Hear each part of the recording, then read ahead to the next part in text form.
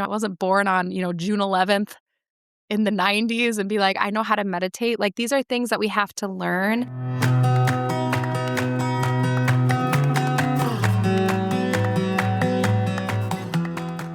Welcome to the All Mats Taken podcast. I'm your host, Adrienne Jarrett, and today I am joined with the lovely Kelly Smith to discuss everything from infusing meditation into your yoga classes, the differences between meditation, yoga nidra, iRest, and NSDR, or non-sleep deep rest, and if you have one, how to use your ADHD brain as your business superpower. And we'll also look at what's working now in business for yoga teachers. Kelly is a global yoga and meditation teacher, author, and founder of Yoga for You. She's also the host of the iTunes chart-topping podcasts Mindful in Minutes and Meditation Mama, with over 25 million downloads. She believes that there is not a one-size-fits-all approach to yoga and meditation, and encourages her students to find their own personal practice, listen to their bodies, and find inner joy by accessing their most authentic selves. And since 2016, Kelly has been sharing her guided meditation, yoga nidra, and restorative yoga practices in her podcast and books.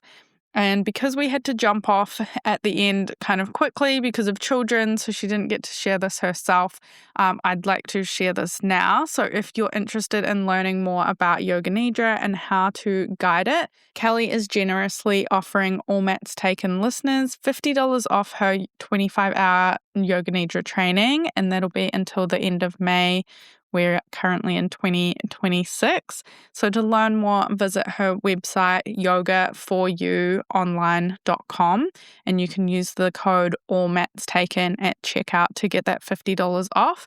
And there are links and details for this in the show notes as well. I've taken it myself. It was absolutely fascinating, and I learned so much about Yoga Nidra and how to guide it, and it's just a complete package if you are interested in learning more about Yoga Nidra. So I highly recommend it.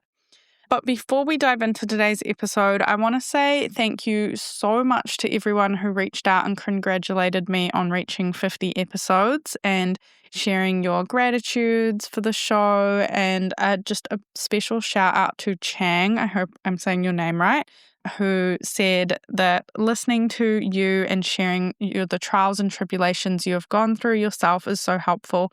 It inspires me to keep going and keep sharing yoga in any way that I can. So thank you so much. That absolutely made my day, and I appreciate you, Chang, and all of you listeners so much, and anyone who has left a review for the show or given me the 5 stars on Spotify. It means so much, and it really helps other people find the show. And because of all of your support, we have also just ranked number 11 on PodRanker's list for the top 15 yoga teacher podcasts, which is absolutely amazing. So thank you so much for that. And if you haven't left a review or your 5 stars yet, just a little reminder, please do so at the end of listening to this episode. It helps so much. So thank you, and let's jump into today's episode with Kelly Smith.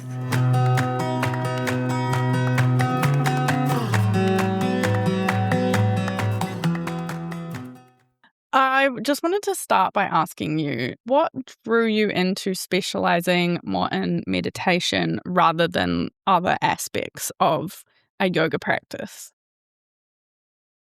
I really started in the physical. I started teaching yoga, and like my favorite, I think because I was an athlete, was like the power yoga, the hot yoga, yoga sculpt. Like if I could put like weights and yoga all together, like that's what I felt the most comfortable with at first. But once I started dabbling in kind of the other side of things, I remember when years ago, like 10 years ago, I had moved to this like one Walmart town of the US for my husband's like medical school. And the short of the story is I ended up opening a yoga studio there. And my students that were there were, I wouldn't say they were super curious about meditation per se, but they also weren't there for like, let's throw some weights around. Let's do like this super powerful, intense practice. And something that I that I felt that I know a lot of other people feel too is I felt like my 200-hour teacher training taught me what meditation was, but it didn't really teach me like how to teach it. And so I wanted to be able to share that, but I don't feel like I can teach anything I don't know myself. So I really started to explore meditation, and I ended up doing things like staying with monks for a couple of weeks and learning about like TWIM or loving kindness meditation, like taking a vow of silence, reading a lot of books, like YouTube videos, doing all of these deep dives for years and just pulling information. I'm also neurodivergent with ADHD, so I love a hyperfixation. I love taking deep dives and like gathering all of this different information and then kind of taking little bits from it and then packaging it together and creating like a little practice. And so I started doing that at the end of my classes at my studio, and it kind of became my little signature thing. And honestly, I think the thing that continued to like perpetuate it, it began with my own interest and being like, I want to know more about this so I can better serve my students. But then a lot of it was the feedback I was getting from my students is that it really opened my eyes to the fact that I felt like there were a lot of teachers out there that were serving the physical and were, really focusing on like the asana and the sequencing, and all that is great and so important. But at the time, especially even 10 years ago, I didn't feel like there were a lot of options for my students, for people who wanted to explore meditation and mindfulness. And I ended up doing in this journey an additional 300-hour training, which is where I was introduced to Yoga Nidra. I didn't feel like there were a lot of teachers out there that were sharing those practices in a way that felt attainable. Like someone just, my a regular like Missouri wine mom who would come to yoga class, but then also kind of curious about meditation. Like she wasn't going to go live with the monks and take a vow of silence. Like that's not accessible to her. That's not what she wanted. But she was looking for someone who would be able to help her with her anxiety, or she wanted to sleep better, or she's really stressed about her kids.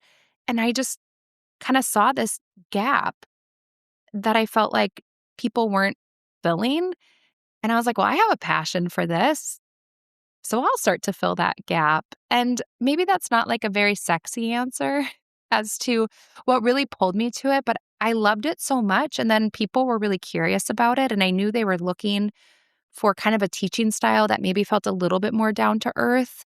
And so I was like, well, I can do that. I love doing that. And so I just started doing it. And the feedback that I've continued to get, whether it be from people listening to the podcast, Mindful Minutes is my podcast, or people who come on retreats or things like that, is that they really do feel like you can get like someone who can create a good yoga sequence, but what people are really craving is something a little bit deeper at times. And so, I don't know, I just stuck with it.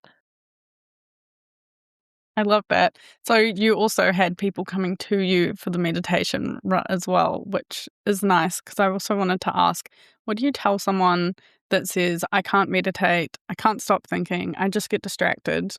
Because I hear that so much when I talk about anything meditation with like friends or anyone. Believe me, I hear this too. And my way of dealing with a lot of stuff is kind of through humor, but a lot of the times I'll be like, look, just because I'm a meditation teacher, like I'm not going to force you to meditate, but I'll kind of like crack a joke and be like, it's okay if you don't want to meditate. Because I think for some people, I do have another answer too, because I think when people tell me that, I suspect it's usually one of two things. Either people just don't care for meditation and it's just not their thing. They don't care to try it. They just don't really know what to say when they're like, oh, what do you do for work? I'm like, I'm a meditation teacher. I think sometimes people are like, oh, what do I say to that? And and so if that's not their thing, there's definitely a space to be like, if this isn't your thing, it's not your thing, right? For some people, it's like yoga's just not their thing, and that's okay. And I do think that's one kind of like avenue when people answer in that way, or say that. But I also think sometimes the bigger thing is a lot of times people will tell me, I tried meditation once, but, or, oh, I've always wanted to meditate, but, and I'm always interested in what follows because, Adrienne, you hit the nail on the head where it's like, but I'm too busy, or I have ADHD. I can't sit still. I can't sit crisscross applesauce. I can't just turn my mind off, all of these things.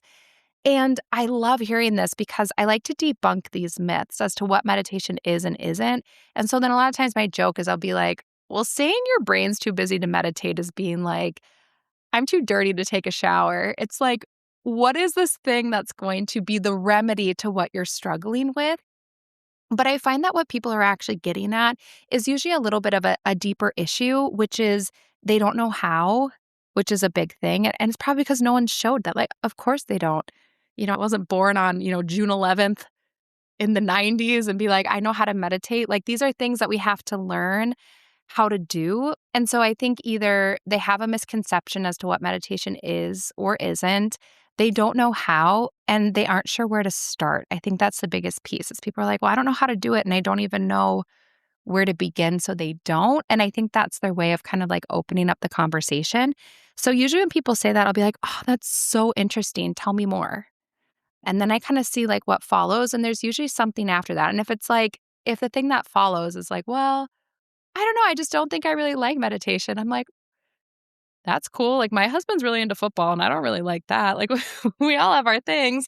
But then if they're like, well, I tried it one time and like the person's voice didn't resonate with me, or I tried it once and it was 30 minutes long and I was like, I can't do this, or I tried it one time and it felt really spiritual to me. And I'm not looking for spiritual, like, I just wanted to help fall asleep. And so a lot of times when people say that, I'll be like, "That's so interesting, tell me more." And then the actual thing underneath it gives you so much more information and really opens up the door for an interesting conversation. Yeah, that makes sense. Because a lot of times I've had that conversation as well. It's "Oh, but I tried it one time and I couldn't keep my mind quiet, so I guess that's it then." But it would be good to dive a little bit deeper and see what didn't resonate. Yeah, and to humanize it too, because also be like, "Oh, yeah, me too, same." Like, I still do this stuff where they'll be like, "I don't have 30 minutes a day," and I'll be like, "Listen, I don't meditate for 30 minutes a day either." Like, I'm the primary parent to 2 little kids. These things happen, and I think kinda just, like, destigmatizing a little bit, like, showing the human behind it. We just have such an image that meditation is like we go to, like, some cave or, like, the edge of a mountaintop and sit crisscross applesauce and close our eyes and chant Om, like, perfectly with no thoughts for, like, an hour, and it can be that, but it's most often not that. It's like mental training. I always describe it as like if your mind's a light bulb, meditation is just taking that light bulb and turning it into a laser pointer and pointing that laser at one thing. And then every time you deviate, every time that laser, you're like, oh, there's something going on. You just keep returning it again and again and again. And it gets easier over time, as everything does.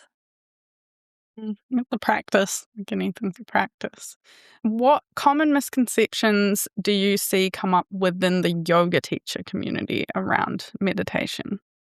That their students won't like it, that they won't know what to say, that you can only do meditation if it's like a meditation class, that there's no way you could weave it into like a yoga sculpt or a power class, that their students will think it's weird. And I find that when you kinda, like, sprinkle it in, and this is something that, like, I have, like, a little workshop on it, but I'll just the TLDR of it is basically you can take these little moments in your yoga classes and, like, sprinkle in meditation.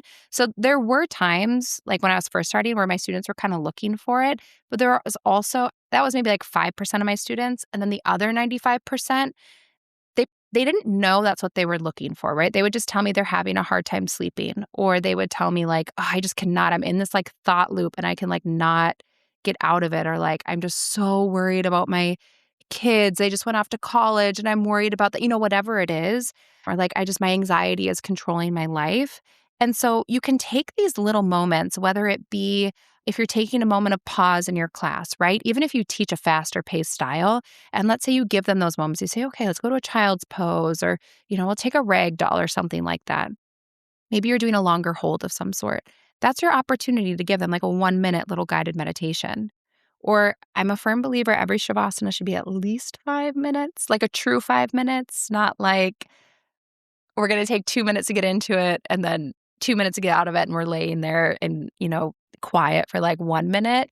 I really believe that we all collectively could maybe extend our Shavasanas just a little bit more, even though I know those classes are tight. But like that's a great opportunity to a little 3 minute practice, or the first few minutes of your class. You bring everyone in, You start in a seated position and you do, in essence, like pranayama or like a pranayama meditation practice for a few minutes. You just gave them meditation, you just taught them just this little bit of meditation and you seamlessly, wove it into your class. And often I find that the feedback that I get and that my students, like who do meditation teacher training, yoga nidra teacher training, they find that they really start to stand out as a teacher because they're adding one of those extra limbs of yoga into their class and they're kind of giving their students a more like well-rounded practice. And they end up getting really, really great feedback and their class sizes end up growing because people come back kind of for that like little signature of weaving a little bit more into it. But definitely you have to kind of get over that fear and that hump of like, well, what if they don't like it? Um, I don't find that that's really the case, especially if you don't change much in your class. You just find these little moments to just sprinkle it in. And then if you teach something like restorative or yin or even slow flow, that's even easier because every time you're in a long hold in restorative or yin, you're there for 3 to 8 minutes. Give them a little mini meditation every time. Or if you're doing slow flow, you're probably doing a longer meditation or kind of warm up anyways. Like weave them in there. And I find that's really the best way to start introducing your students to meditation. And that's what I did. I started with guided meditations in Shavasana. And then people were like, oh my gosh, that class was great. My favorite part was at the end when we did this visualization about this and that. And they may not have even known that it was necessarily meditation. They just know that it felt so good. And it kind of touched on that piece that was like their body felt good because we just moved it in such a supportive, nourishing way. And like mentally and emotionally, they felt better too because of that extra piece. I wanted to talk a little bit about Yoga Nidra. So I have just done your 25-hour Yoga Nidra training and I absolutely loved it. It was fascinating and just very interesting. It's a little bit different to meditation, whereas meditation, like you said, it's like bringing yourself back to this like one focal point. And Yoga Nidra is a little bit opposite to that. And I've realized a lot of Yoga Nidra out there is not really quite a full Yoga Nidra practice. A lot of it's body scan and it says it's Yoga Nidra. And that's what I kind of thought Yoga Nidra was. It's a good chunk of it, but it's only like a little piece of it. So for anyone that's maybe doesn't understand Yoga Nidra and what it is, what it isn't, how does it differ from meditation? So yoga nidra is such a magical practice. Meditation is too, but I think of them as like cousins and not twins, right? Isn't the joke always that like your eyebrows should be like sisters and not twins or something? Have you heard this? So I think about that. Yes, that something sounds familiar. I think about that with like yoga nidra and meditation. Like they're related, but they are not the same. And for my yoga teachers listening, when you think of meditation, right, it's its own limb. You think about, the 8-limbed path, right? Yama, niyama, pratyahara, asana, pramana, you know these, right? So we have meditation on there, but we also have pratyahara, withdrawal of the senses. And yoga nidra is one of the purest forms of withdrawal of the senses that we have of pratyahara. And while meditation is very much a single pointed concentration, taking that light bulb, turning it into a laser, pointing that laser to one thing. Yoga Nidra is a guided journey through the koshas, the different layers of our being, right? Our physical body, our energetic body, mental body, emotional body, wisdom body, bliss body. And once you go through the different koshas, you come face to face with the true self or Atman. So on a more spiritual level, we're practicing this deep pratyahara, withdrawal of the senses, turning inward, journeying inward through all of our different layers to meet our true self where we plant a positive seed of intention or sankalpa. On a physical level, where they're a little bit different, right? So think about meditation as single pointed concentration on a thing with like a singular focus, where yoga nidra is really about journeying inward, connecting with the true self, working through some of those different layers, clearing out some of the gunk. On a physical level, meditation is all about, again, that single pointed concentration, where yoga nidra is the practice of putting the physical body to sleep while keeping the mind awake. So again, if our mind's a light bulb, when we're meditating, the light bulb turns to a laser and points at one thing. When we're practicing yoga nidra, we put the body to sleep so the light bulb can turn on and like turn up all the way and be like super bright and really open to what we're doing. And so they're working with different limbs. They're different practices. Physically, they also feel different too. So when you're meditating, you do, of course, people fall asleep when they meditate. It happens to the best of us. But most of the time when you're meditating, you're really focused on like this one thing. You're not necessarily falling asleep. Where when you're practicing yoga nidra physically, it feels like that sensation where you have one foot in like the sleep world and like one foot awake. It's like when you're just starting to drift off at night and you're kind of like, am I asleep? Am I awake? It's like a little bit of both. And so we're bringing our students intentionally to that exact state where they're kind of like in that little dreamy, like, am I awake? Am I sleeping state? Because that's where we can do some really interesting deep work. And it's also deeply nourishing and supportive for like our nervous system, our physical body, and it helps us to sleep better. So, really great for insomnia and things like that. However, Adrienne, you've taken the training. Would you add anything? Because I know that you know a lot about Yoga Nidra. I fall asleep constantly in yoga nidra as well. So my challenge is to try to stay in the dreamlike state. But yeah, it's been really valuable for me as a new mom as well because I don't get much sleep and not as much as I would like. And having that sleep state energizes me so much more if I practice yoga nidra at night or in the morning for the rest of the day ahead. I am so much more energized than what I should be. So for me, it's been really powerful practice in this stage of my life. And there's so much sensory input going on as well when you have a little person in your world that is constantly on you. So I've been finding it a really beautiful practice to just sort of go inward and have that time for me personally.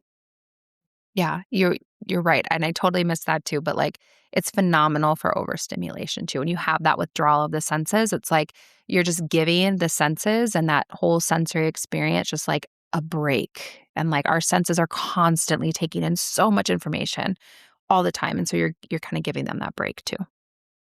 And we talk about it a lot with the sleep, and it is the conscious sleep. But I think what gets overlooked a lot is all the other aspects that you could use it for potentially because you are connecting with Atman. So then you're planting that seed of intention, and it doesn't always have to be that you sleep well. Yes. But sleep does make everything better too, so I always want to kind of like when I tell people, like, "It's okay if you don't wanna meditate, like, if that's not your thing," but I also tell when they're like, "I keep falling asleep during yoga nidra," and I probably told you something similar, and I'm like, "It's because you're tired," and there's nothing wrong with that, that's your body say like, our bodies will always prioritize its basic needs of, like, I need sleep over, I'm gonna take a conscious journey through the different layers of my being so I can come face to face with the true self. One is a need, the other is, like, a want, and so and because I hear this all the time in classes too, people are like, "Ah, I wanted to stay awake, but I kept falling asleep. What does that mean?" And it's like, it means your body needs more rest, and that's really important and valuable too. Yeah, for sure. One thing I'm not clear on entirely, and I'm hoping you can clarify it for me. What are your thoughts on NSDR or non sleep deep rest? So, is it just yoga nidra repackaged to fit the wider audience? It was Dr. Huberman. Or is it just like the body scan? Do you know? Or is it missing the sort of spiritual aspects of it? Because I know it's designed based on yoga nidra to fit a wide audience who need it that are maybe resistant to the spiritual side of things. And there are a lot of people arguing that that's wrong and you shouldn't be doing that. But I can see the benefit of that because I know people that would really benefit from these types of practices. But as soon as they think there's anything potentially spiritual involved, they just like turn off.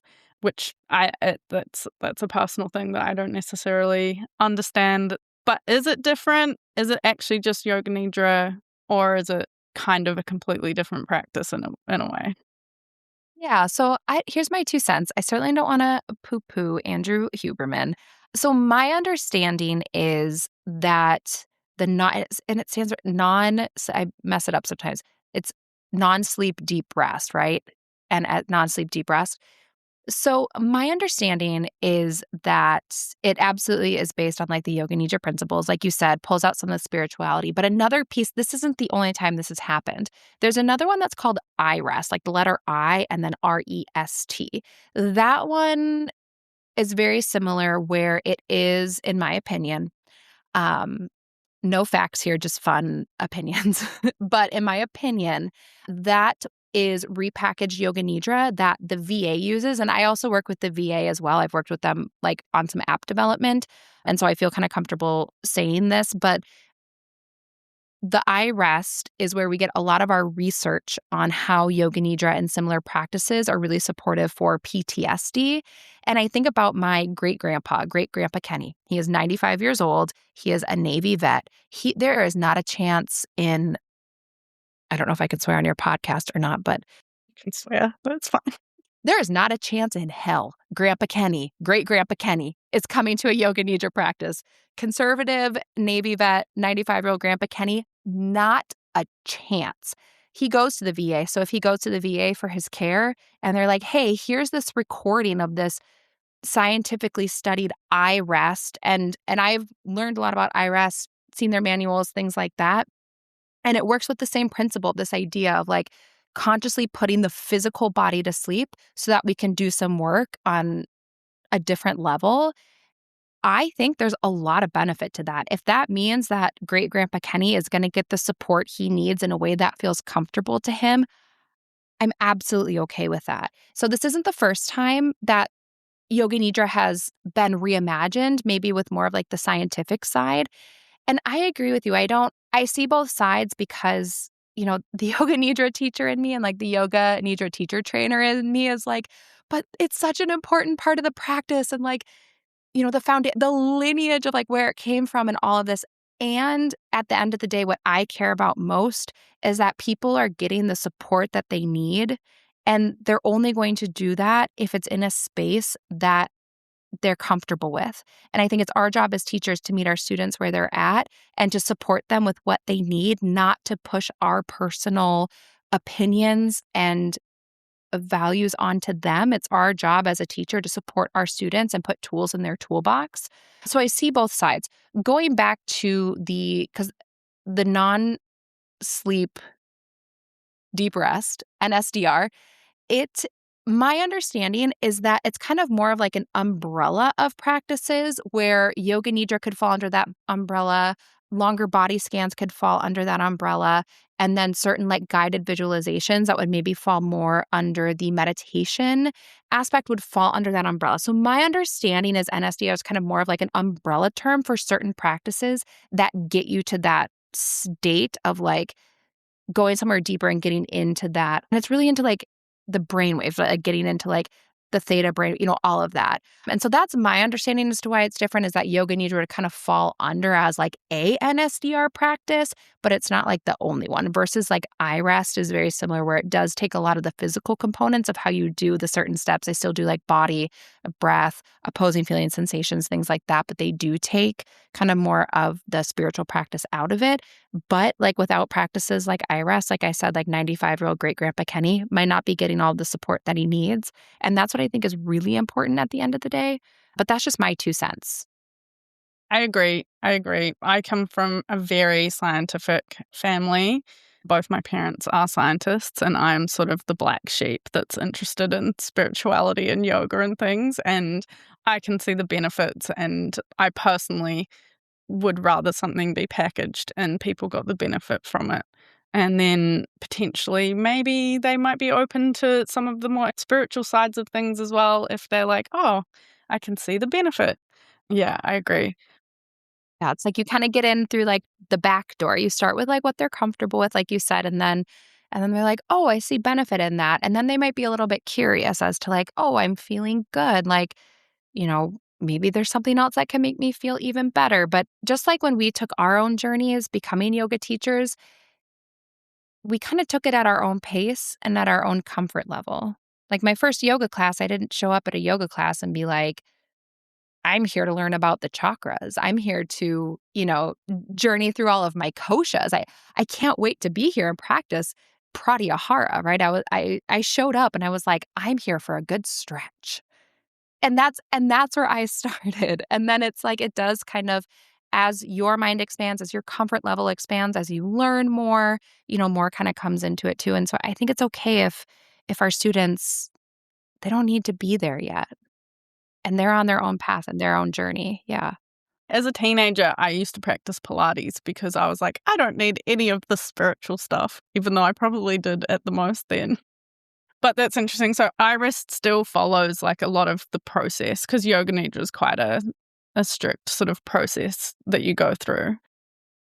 Yeah, iRest is very, very similar, and I've had people do both trainings. I've had people who have done iRest and then end up taking, like, a yoga nidra training, and so one of them brought, like, her training materials, and she was like, "I just think you're gonna find this so interesting," and it was very similar, and the students that I've had that have done both, I'm not saying one is better than the other, but a lot of the people that have done both, they start with iRest because they maybe already, like, work in the VA or they work in a more clinical setting, and so they start with that practice because that's, like, what they're utilizing, and then they kind of expand a little bit too, and then they're curious about the other side, but the feedback that I've gotten and from what I've seen in the manuals is they do follow a lot of the blueprint that is, like, full yoga nidra with some deviations, like, with guided imagery and things like that. Also, it's more designed, like, specifically for, like, PTSD or, like, CPTSD, so there's, like, different considerations there, but a lot of it is similar to the blueprint in the same order as well. And so it was interesting to see that and then also hear the experience from both students. And they're like, this is really interesting because it's like I kind of learned about the science and all of that, but now I'm like really learning about like the other side of it. And that's really cool. And the fun thing in the last like few years, it keeps growing and growing, is that there's so much science backing a lot of these concepts that have been around for so, so long. And then you get people like my parents that go, oh, okay, there might be some validity in that. Yeah. My husband is a doctor, and so we sometimes have, like, some spicy, like, dinner conversations where he's like, "Oh, well, can you X-ray a chakra?" And I'm like, "Well, no, not yet, but maybe technology is there." It's just kind of funny when you know, kinda have that intersection. And I love for me and my teaching style is very much kind of finding that intersection between, like, sort of the more, like, intuitive of, like, what we feel and, like, intuitively know when we do these practices, and also, like, what does the data support, and then kind of finding, like, those 2 things and the intersection between the 2 of them. Because if we talk about these things, even like you and I, our students are thinking about it too, and we have students that are curious about they're like, "Well, but what does the data say?" Or we have scientists or doctors coming to our classes being like, "Wait, but tell me more about, like, the chakras or the koshas or things." And so I think it's just important conversations to have and to kind of know both sides. Yeah, I agree. You've built your whole business effectively around meditation and yoga nidra, which is quite different from everyone that's focused on asana classes. You did talk about how you sort of found the niche and you followed your passions, and ADHD being your superpower. How did that help you with growing this business? Because you don't often think of ADHD and like meditation, I suppose, going together. How did that help? I'm pretty sure I'm a bit ADHD as well, to be honest. I haven't officially been diagnosed because I don't want to spend $1,000 to do it. And I'm not going to take the medication anyway. So I'm very interested in this part of of how you've grown your business, your ideas around that. Yeah, so I was diagnosed with ADHD when I was young, like, in middle school or just before middle school, but it really is, in a way, kind of my superpower. One, it gives me a different perspective because you wouldn't think ADHD and meditation necessarily go hand in hand at first, but it's actually one of the most supportive things that you can do for a neurodivergent brain, but in particular, a neurodivergent brain that struggles with focus, right? Attention deficit hyperactivity disorder. And it's so beneficial. And so it not only gives me a different perspective as to like, how can I be a better teacher to help support my students that also have ADHD or other forms of neurodiversity. And neurodiversity is just kind of a umbrella term where there's something about your brain or the way that it works or the way that you learn that is maybe, a little bit divergent from the norm. But I have this theory. I have like 0% data to back this up. It's just an idea I have in my head. But I think that being like, quote, neurotypical, I think the more that we're learning, I think we're realizing that, quote, neurotypical is actually the minority.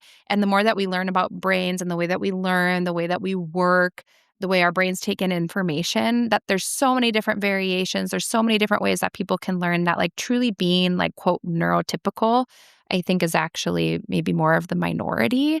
But that again, I have zero data to back that up. That's just my own personal theory. As an ecologist, I love that theory. Okay, okay, cool. But it's kind of one of those things where it's like the more that you learn and it's like, oh, we all are wired a little bit differently. And like that's just a part of like the human experience, especially the brain. And there's so much we don't know about the brain yet. We know a lot, but there's still a lot we don't know. And so it not only helps me to become a better teacher because I have that perspective, it also, I think, is what really drew me towards kind of this style of meditation teaching, which isn't for everyone, but it's kind of a little bit more of like what I consider like a down to earth, like no fluff. So, like on my podcast, like all of the guided meditations are shorter. There's people where I've gotten feedback where people are like, why would you do a 5-minute meditation? The true benefit comes from more than 30 minutes, even though the science doesn't back that. Science says like even 8 minutes a day is enough. But even 5 minutes is better than no minutes. And that's also so much more realistic for people. And that can be really beneficial and really supportive for people.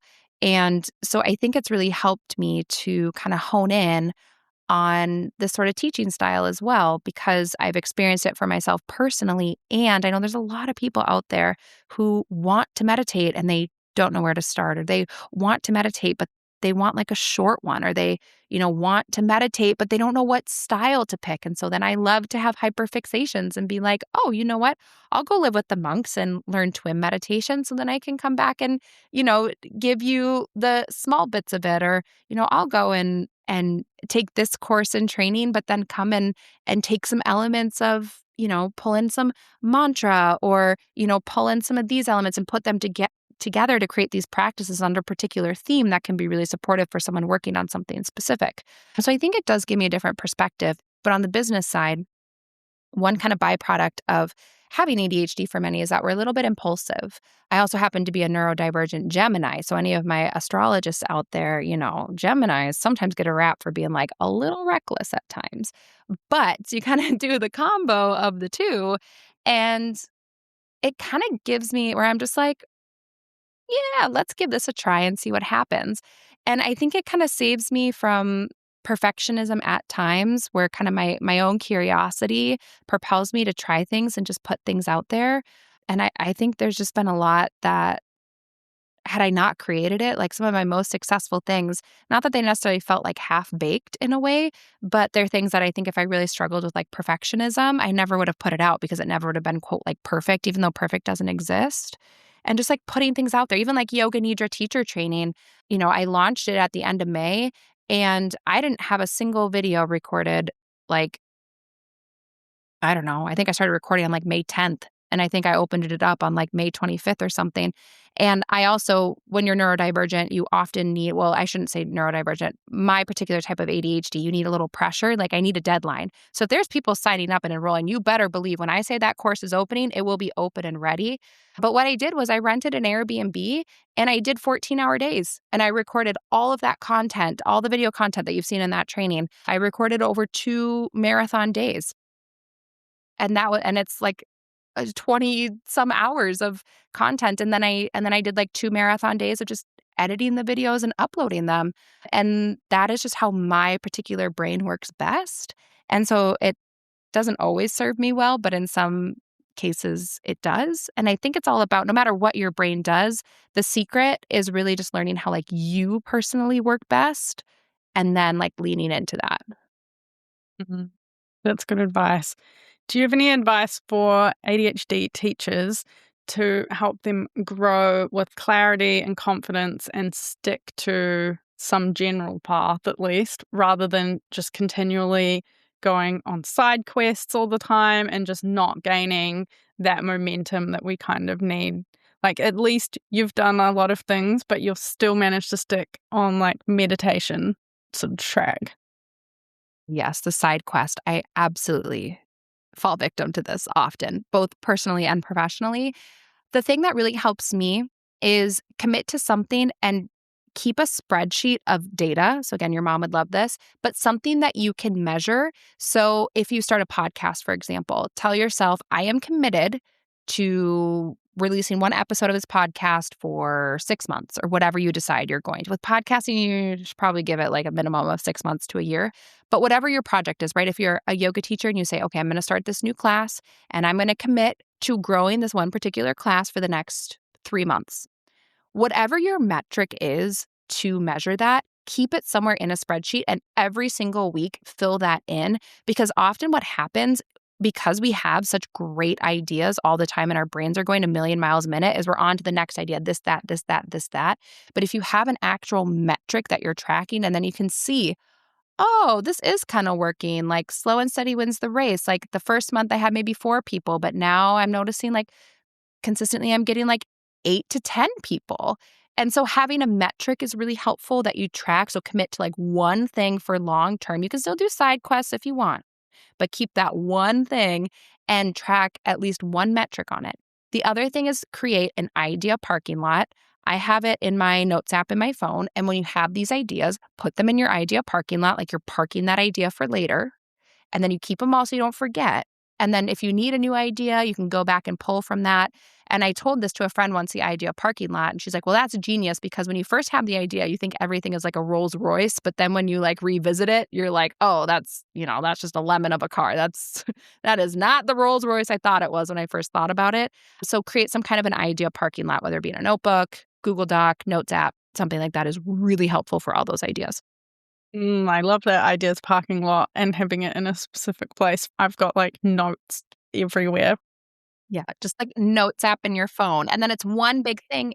And then sometimes you'll see themes. And there's been times where I put together, like I put together like a guided meditations, like mini course. And it was because like those different classes were like ideas that I had in that parking lot individually. But then I looked at it, I was like, oh, these are related. I'll just do a little series and put them together. Nice. All right. This brings us round to our rapid fire question time. So, what is one marketing strategy that has worked better than you expected it? Doing guest teaching. So even like your summit and things like that, I think for me, because I know it's supposed to be rapid fire, so I'll try to keep it brief, but being like a teacher, getting in front of people and just like teaching, because it's so important you find a teacher that resonates with you. And so then it really helps people to right away, they can tell like this lady is for me and this lady isn't for me. And that's perfectly fine. I know there's people probably listening being like, who the heck is this Kelly lady? Like, I don't want to learn from her. And that's perfectly fine. But I think just getting in front of people and guest teaching and letting people experience like what your style is, that's been really beneficial for me. Awesome. And do you use AI in your business? It's 2025. If yes, how? I do, because I'm also dyslexic. And so I use it when I'm sending out like emails to catch typos, because that's something, and I get so much feedback and I really, really struggle. It's because of my dyslexia, where I'll read through and I'll try to proofread it. And yeah, and I miss a lot of typos. And one time I sent, I was trying to send out a breath exercise. This was before AI. And it was count to 4. And I forgot the O in count. And it was like big and bold. And so I like, just, just put CUNT in these huge letters in the top of my ear. And I was like, dyslexia. Like, so I do use it sometimes as like a proofreader, because I really struggle at times with that. And it's been really helpful. And then I also, sometimes when I'm brainstorming, like when I'm going to name a retreat or something, I'll have my own brainstorm list, and then I'll put in like the retreat description, and I'll just kind of challenge it to be like, this is the vibe of the retreat. This is it. Like, what ideas do you have? And it's interesting because I've never picked something that it's done, but it always kind of challenges me to like think of it like a little bit differently. So I would say those are the two things where I'm like, if I want to challenge my own brainstorming, and then I do at times have to use it as a proofreader because of my dyslexia. Yeah. Yeah. And finally, what is one piece of advice that you wish someone had given you before you started your podcasts? I think, and this is like so I started my podcast almost 9 years ago. Its ninth birthday is next month. And at the time, the hardest thing was telling people like, what is a podcast and how do you listen to it?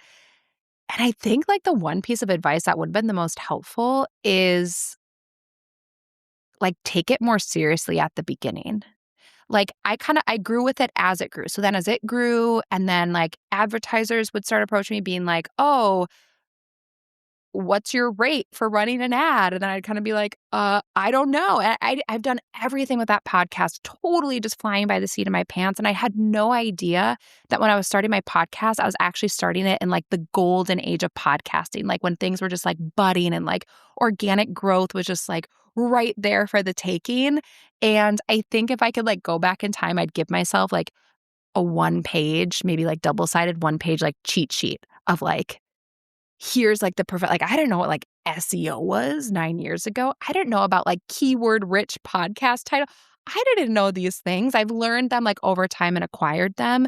But honestly, I think that would have been the most useful thing. And then the other piece that's, you know, maybe a little bit more like heart centered and intuitive, but is just like, don't give up on it. And I would say for podcasting, you need to give it a solid 2 years because I work with a lot of podcasters now too, like in a mentorship role. Like you need to give it a solid like 2 years. So you need to be committed to do something for not only for free, but usually losing money because you have to pay for like software and things like that.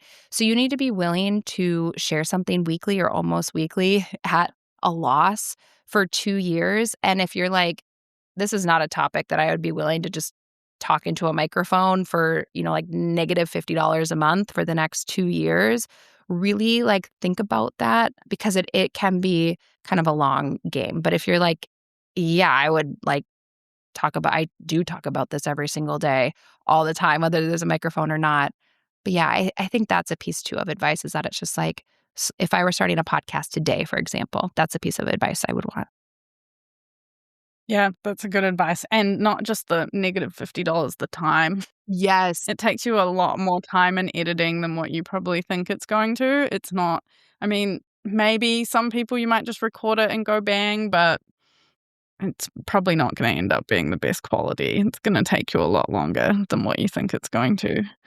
I just have one last question. What do you see that's working now for your students trying to grow their yoga or meditation businesses? What what do you recommend, like what's realistic for them to expect while growing their business? I've been seeing, and my students have been seeing a lot of success with events. So I talk a lot about this in Yoga Nidra teacher training because it's a great like monthly event to do, or like a meditation teacher training. Like I give even like the handouts for like an intro to meditation workshop and things like that. And there's been a lot of success in kind of having these either workshops or like full moon events or something like that, where it's kind of these specialty events where you're charging a little bit more. It's not always on the regular schedule. It's like a little bit more of an elevated experience. And this is something I teach too. Like I'll have like a little cheeky title of like how I make $400 per hour teaching meditation. But it's almost always because I did some kind of like a workshop and then it was really full. And, there's certain ways that you can fill. It's sometimes easier to fill a specialty class than just like a regular old like weekly class. So I've personally been finding a lot of success with that. And a lot of my students have been finding success with events virtually, yes, but also in person. I do think there's a component of us really craving kind of that community. So doing those like specialty events, collaborate with like sound healers or your local acupuncturist, think outside of the box and like special kind of elevated experience events have been doing really well lately. That's a good tip, and that sounds fun to organize as well.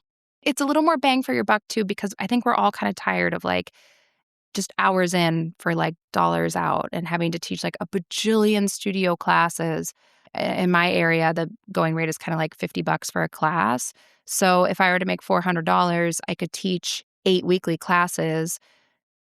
But we also know, like, again, the time and everything that goes into planning, getting there early, all of that, right? So it ends up probably being closer to like 12 to 15 hours of your time versus, I do a monthly, well, sometimes monthly, definitely at least quarterly event where I do yoga nidra and sound, and I might have 25 people come at $25 each. So Mm.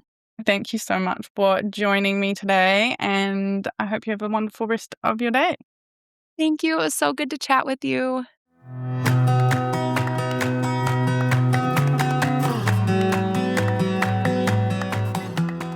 Again, thank you so much for listening to the show. If you haven't left those 5 stars yet, please do. Thank you so much. And here is the new outro, especially for you upon request, Nick. Mommy been around. A fast. Fast. Fast.